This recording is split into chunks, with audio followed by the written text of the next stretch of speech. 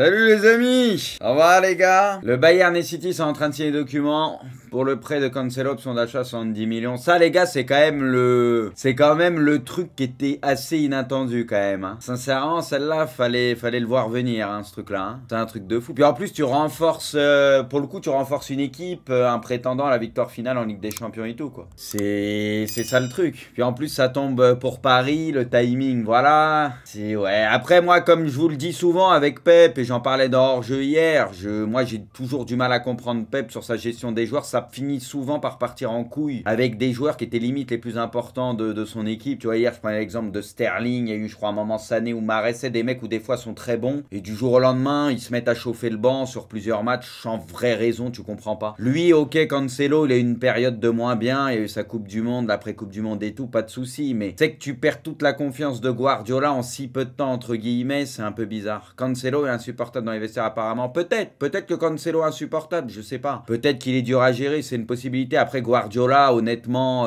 trouve que sur l'humain pur, il est pas catastrophique, mais c'est pas fou, quoi.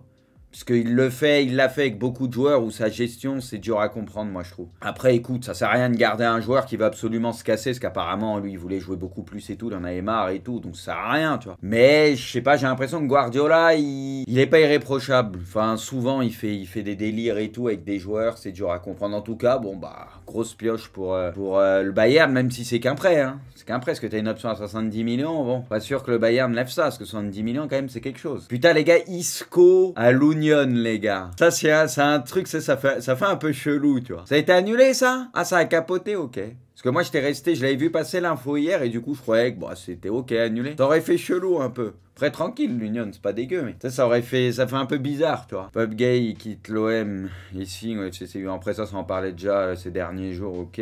Tottenham a un accord avec le Sporting pour signer Pedro Porro contre 45 millions. Ça, c'est fait, les gars, on est d'accord, ce que j'avais cru voir et tout.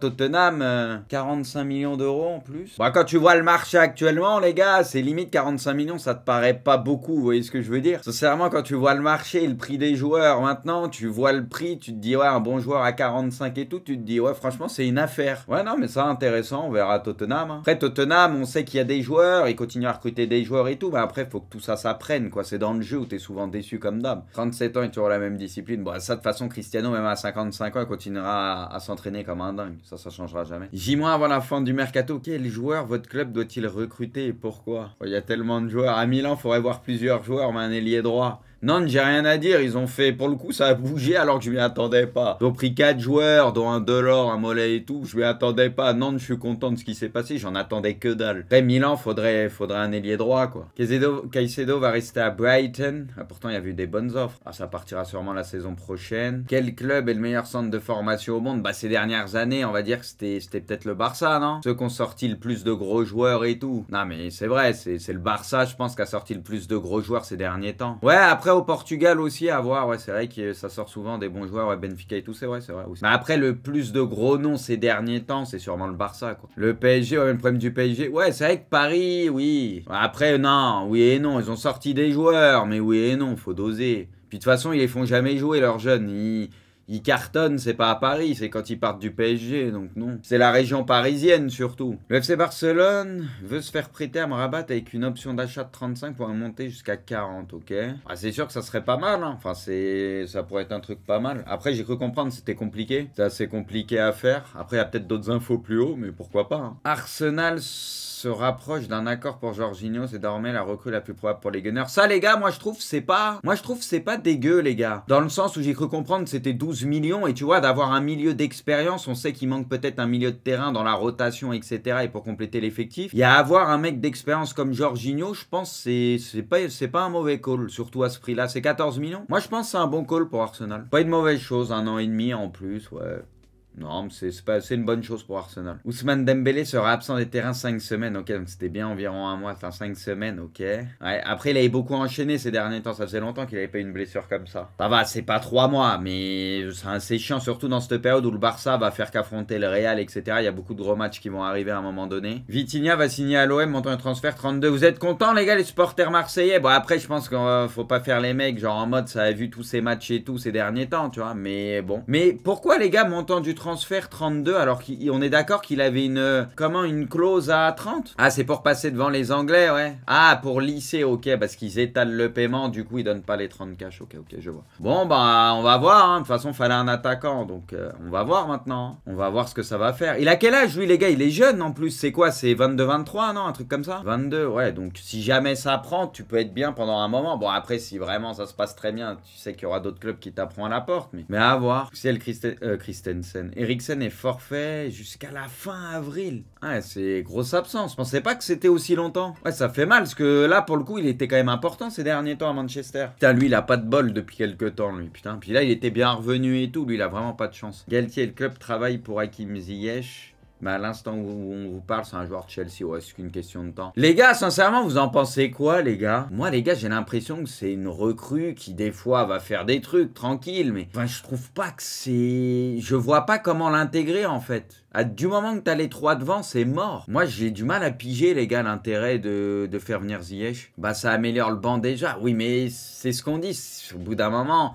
C'est plus le banc qu'il faut améliorer, les gars. Paris joue en 4-4 dans ce moment, oui, bah j'ai compris ça, qu'ils veulent jouer en 4-4-2, mais ça va être une catastrophe. Alors j'en vois plein s'enflammer, oh, Ziyech, il connaît bien Hakimi, ok, pas de souci, mais les gars, vous pensez vraiment qu'aligner une compo, les gars, avec Ziyech titulaire, Neymar titulaire, Mbappé titulaire et Messi titulaire, ça peut aller loin en Coupe d'Europe? Enfin, pour moi, les gars, déjà qu'à la base, le PSG... Après, Ziyech peut faire des efforts et tout. Je dis pas, il peut pas faire un peu de repli, machin. Je sais pas ce que je dis, mais vous pensez que les gars, avec ces 4-là, il y a un équilibre, sincèrement? Moi, j'y crois pas une seconde. Non, mais du coup, il y a de la qualité, tu vois, tranquille. C'est un joueur qui a une bonne patte, qui peut avoir des coups d'éclat, mais le truc, c'est que t'as déjà des joueurs qui font le jeu, quoi. Enfin, moi, Ziyech, tu sais, je le vois comme un joueur, tu sais, c'est un mec qui a besoin de toucher le ballon, qui aime organiser le jeu et tout, tu vois, même s'il est plus coté et tout, tu sais, il aime bien rentrer, être un peu libre de temps en temps, faire 2-3 trucs.